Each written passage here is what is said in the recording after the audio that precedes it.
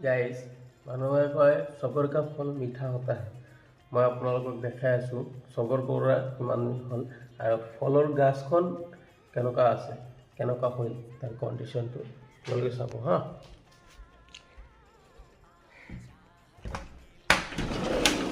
এইটো এটা জলকীয়া গছ লগাইছিলোঁ মই আজি 7 মাহ 8 মাহ হ'ল, না ফল হৈ আছে না কিবা হৈ আছে।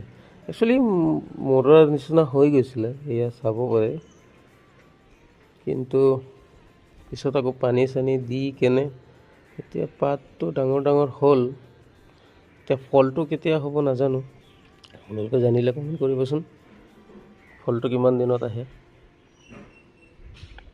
আৰু ইফালে এইটো গছ ফুল হোৱা ষ্টাৰ্ট হ'ল, ধৰিলে ফুল। এইটো কি গাছ আহিলে নিজে নিজে হ'ল, এইটো মই বুজি পোৱা নাই। লগাইছিলোঁ এল'ভেৰা, খেজুৰ গছ হৈ গ'ল নিজে নিজে, কিন্তু এইটোও নিজে নিজে কি গাছ হ'ল এইটো বুজি পোৱা নাই নহয়, জনাবচোন। আৰু এইখনত ফলটো কেতিয়া আহিব জনাবচোন।